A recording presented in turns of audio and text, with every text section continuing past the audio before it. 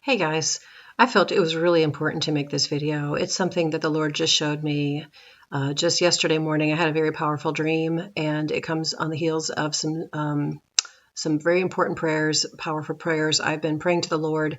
But let me back up a little bit because this is important. Please follow, just stay with me. So there are things we do day to day that we just don't really think is that big a deal. Okay, we rationalize. We're living in a very dark and corrupt world, so things that we don't think are a big deal are, and we've just gotten a little desensitized to it. So, case in point, there was a TV show my husband and I started watching. Didn't think it was that big a deal, probably just in the last month or so.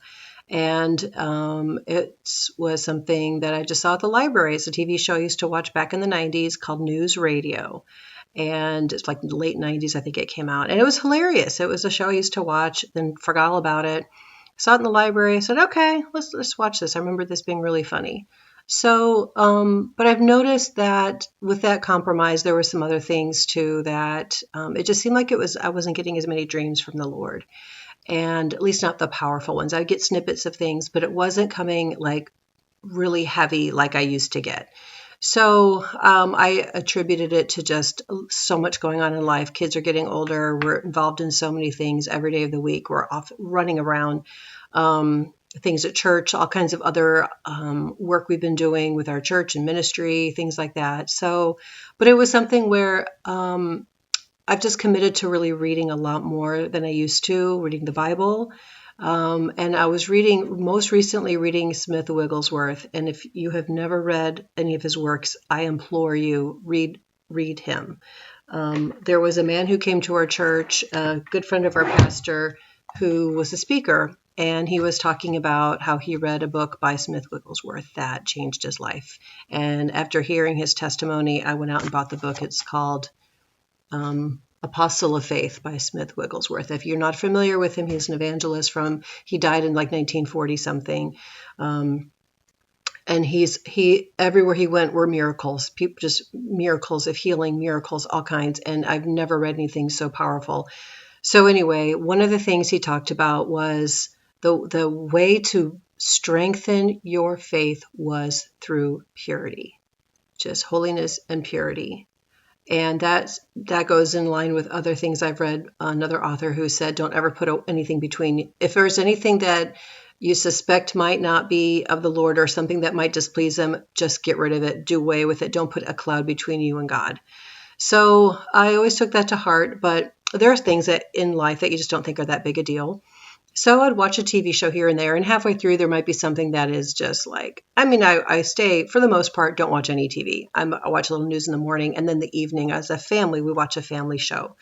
So there was one show that I picked up, and it was just something where, like News Radio, where it was the main character and the main female character were having a fling, and obviously they're not married, but they're having a fling, and the rest of the cast would always make jokes about them. Oh yeah, you guys, has special favors. Oh yeah, and they do all this innuendo of sex, all that stuff. It's subtle. It's not over the top by any means compared to shows today, but it's there. And there's also a few castmates on there who wear suggestive stuff. Just kind of, and again, today people wouldn't even bat an eye, but it's still things that are racy. Okay. And so I kind of thought, I don't really approve. Back when I used to watch this, I was a whole different person. I was not walking the walk. I hadn't read the Bible. I didn't realize how much I didn't know. And it was not even things I noticed. Now I notice it, and it's something that makes me uncomfortable. But I thought, is it really a big deal? It's the one of the few things I even watch. Is it that big a deal? Well, I noticed that around this time, I would pray at night, and I would say, Lord, I would just love a dream from you. I haven't had one. It's been a while. I think I'm having dreams, and I'm just not remembering them. I'm not sure. So it never failed. When I would pray that, I would instead get a really bad dream. It would be just something weird, like it would be something in my dream happening that I hadn't even seen anywhere. And it was after the second time this happened where I specifically prayed to Jesus, please give me a dream. Again, another bad dream. So that's when I realized this is an attack. This is something where there is something I must have let in. There is something, a door I've opened where I'm getting an attack. And all I could think of was this TV show, because it was something I was watching. It wasn't every night, but it was, every so many nights we'd watch another episode, a couple episodes. So that's when I finally realized this isn't okay. And I decided, I want my dreams back. I want to feel like the Lord showing me, teaching me, having that connection. I felt like I was losing that connection. And I just knew that what we think isn't a big deal is, and that Satan is a sly one, and he finds ways to find ways of open doors. So as usual, the enemy always overplays his hand. And I realized from these bad dreams, this isn't normal. And this was just too specific. Right on the heels of a prayer, I would get an attack. So I thought, okay, I'm going to fast. I'm going to quit watching the show, and I'm going to fast for 2 whole days. And I just wanted to break something off me. I don't know what it is, but something was getting some kind of a foothold, and I wasn't going to let it. And so this was just this last week.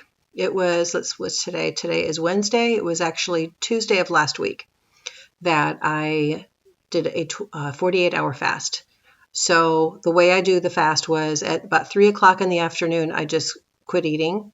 I would just drink water, and I didn't eat anything for the rest of the day. The next day I had an avocado, which actually keeps you in a fast. It's just something that it keeps you kind of satisfied and full. And I would just drink water. I'd also drink electrolytes. And that was pretty much it. Maybe some tea and maybe a little coffee in the morning if I had to have it so I wouldn't get a headache, and with like no sugar. So then I carried that on through, that was, so the next day up until after the third day, then I stopped it at 3 o'clock. So it was like from 3 to 3 for 48 hours. So then right after that, we had to go to a wedding out of town. And that was actually really, really great, because it was a wonderful destination wedding for a family member. It was about 2 hours away, and it was at this beautiful campground with this huge estate house, and it had cabins, and we stayed in a cabin. There was no TV, and there was very spotty Wi-Fi. So we were basically cut off from technology, and we just had family there. It was really great. So for 2 days fasted, and then for 3 days, it was just also no technology. So I did have a dream. By the last morning that we were there, I had a dream, but I'll get to later. So by the time I got home, I quit. I took that show because I borrowed it from the library and I returned it. Okay. So that morning I had an incredible dream, and I wrote it down so I wouldn't miss any of the details. Let me make some room here. Okay, so I had a dream, and all I can clearly remember was seeing a type of vision, and I knew, that it was like I was walking along an incredible countryside. And I think there were people walking behind me, but I can't remember who they were. All I can think about is the exquisite beauty all around me. The scenery was more incredible than any painting, but yet it still seemed like a painting. I saw trees and hills, and I think possibly a river. The colors were vivid yellow, gold, soft orange, and all warm and glowy colors. The sky was just this, it was just like it was glowing. Words just don't do it justice. So imagine seeing a spectacular sunset or spectacular sunrise, and you know how there's like golds and pinks and oranges and just vivid colors. That's what the whole sky looked like. But what was also incredible, it was like the countryside was alive like that too. Just these colors were coming from the countryside. Okay, so that's what it looked like. Everyone, but it looked like that everywhere. So the entire landscape was just alive with this beautiful color, and it was just like hills and trees, and it was just like lit from within, is all the way I can describe it. So as I'm walking forward, I'm just in absolute awe. And I even said out loud, I said, "This has got to be heaven. We are in heaven." I just knew without a shadow of a doubt, like I was in awe, like I was just walking going, I'm in heaven. this has to be heaven. There's nowhere on this planet like this. This is incredible. Everything was alive. It was just absolute beautiful. So then as I'm walking, I see a large group of people in front of me. And so I'm coming almost like up to the back of them. Their backs are they're all facing something, and I'm coming up from behind. And they were facing forward towards something, and it was like I was coming up behind, and they were singing a beautiful worship song that when I woke up, it was still in my head, but now I can't remember what it was, but I could almost like sing along. I don't know the words to it, but I was like humming along to it even after I woke up. So they're singing, and their voices are all blended. I'm thinking how beautiful their voices are. And so I'm walking up, and it's the path I'm walking is almost like it winds in between this group of people. So as I'm coming up to the back of this people, then I'm noticing that there's a path, and I can kind of start to go in between the people, but it kind of weaves like this. And over to my left is this young man standing there, and he's kind of facing the group, but he's also kind of facing like he could see me coming. And so as I'm walking over, he's like this young black man, maybe 20 some years old. So I'm walking over, and he looks right at me, like he catches my eye. And so I'm walking over. Oh, where am I here? So as I'm walking up, he just looks at me, and as I make eye contact with him, he just gives me this most radiant smile, like he just full of joy, full of love. And so I'm smiling, and I walk over, like I just have to express like the awe and the joy and the beauty around me, and I just have to talk it out to somebody like, this is amazing. So I walk over to him, and I'm about to tell him just how overcome I am, just how beautiful this is. And as I start to talk, I just start weeping. I cannot, it's like just the depths of my soul was just trying to express the beauty that I could not put into words. And I just start weeping at how beautiful this is. So it was just this absolute joy, peace, and happiness that filled my heart. And then I woke up. So this dream, okay, so like I said, I had fasted, and then I had been out of town, and it was just it was just very necessary. Oh, while I was at the wedding, this is another thing I think was really important. So when we were away for those 3 days in the cabin, all I brought with me was my Bible and that book by Smith Wigglesworth that I was reading. And anytime I had some downtime, because we were there there was a lot of festivities going on, but there was a lot of downtime that we just had time to kill until the rehearsal dinner on a Friday, and we had the whole day. So my husband and the girls were up at the main house, and I just was in the cabin cleaning up, and I just sat down and I would just read and pray. So again, it was a perfect setup for me just to get close to the Lord, to just clear whatever yuck was trying to attack me, and to get right with him. And so when I woke up, I just felt like this was really important. This was something that I had not realized was compromising my connection with the Lord. And while I don't think any TV show is going to make me lose my salvation, it certainly will hinder my connection with the Lord and my closeness with him. And again, it's one more thing that is separate, is kind of distancing you from him. It's the world getting in between you and him. And so as if in confirmation, I'm reading my Bible today, and I'm working my way through again. I try to read it, the entire thing, cover to cover every year. And so I'm about finishing it up. But for some reason, I just kind of flipped to a different book.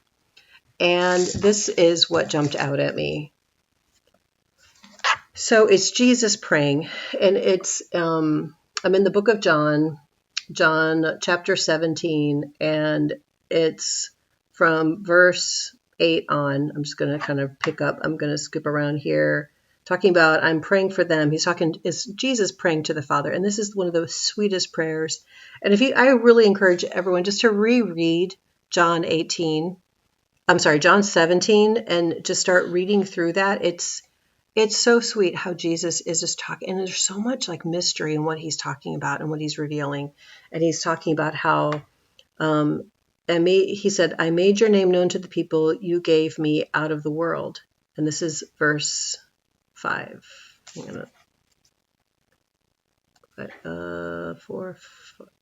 Verse 5, 6. Okay. I made your name known to the people you gave me out of the world. They were yours, and you gave them to me, and they have kept your word. So there's so much there, right there, where he's talking about, you gave them to me. And they have really come to know that I came from you and that they have come to trust that you sent me. I'm praying for them. I'm not praying for the world, but those you have given to me because they are yours. So anyway, that alone, there's just so much there. But going toward the bottom of midway through this chapter, go to verse 16. They do not belong to the world, just as I do not belong to the world.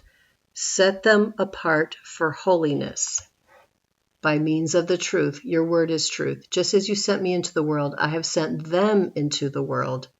On their behalf, I'm setting myself apart for holiness, so that they too, once again, he repeats it, that they too may be set apart for holiness by means of the truth.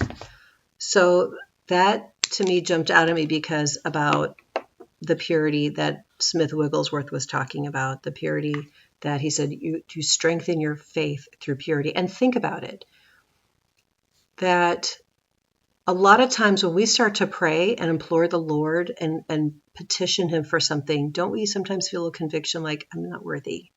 Like, I don't deserve this. And we never will, because only Jesus is righteous. All of us, not one of us is righteous. It's only through his righteousness that we are saved and get to heaven. So, but that conviction oftentimes can come from something that we know in our heart that we're just not trying hard, and we're just not, we're not walking in this holiness that he talks about. And remember, it's written, be holy for I am holy. And so now we have to keep in mind that that doesn't necessarily mean we're absolute perfection. We'll never be perfect in a sinful world. But we can separate ourselves from what we know is sinful. And there is a very big difference between willful sinning, where you know you are sinning and you do it anyway, and that's very separate from stumbling. And we do something that's a sin and we repent of it, and then we stop the behavior. We do the best we can to stop. And if we struggle, we pray to Jesus, because only he can carry us through that. It's only through his strength and through the power of the Holy Spirit that gets us through. It's called overcoming, which is why they sing about that all through Revelation, because it's a hard thing to do, but it can be done through the power of Jesus Christ and the covering of his blood. So he's telling us that through him, all these things are possible, but we have to remember to put him before that and want him more.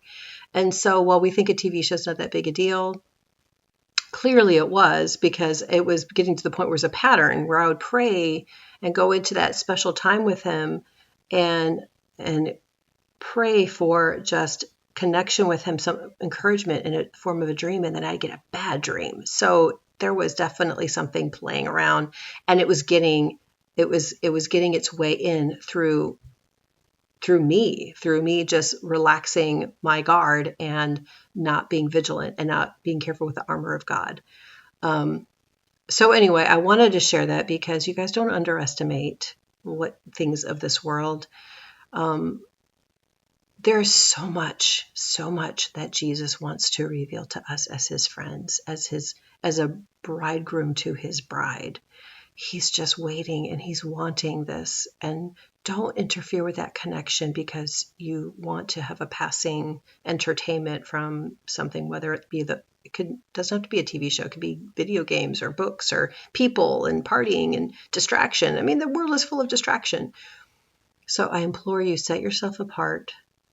Like he was talking about earlier, what I was talking about with when I was reading John 17 about being taken out of this world. We're not of this world. We came from him. And I thought there's such mystery with that about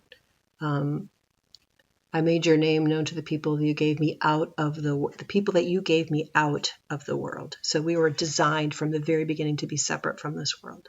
Anyway, I just wanted to share that. After reading this book, and I found this one on Amazon. I highly recommend it. It's basically just his story. The miracles are phenomenal. I was so inspired by that book. I went out and then bought this one. This is like his whole life's work. It's a big, thick book.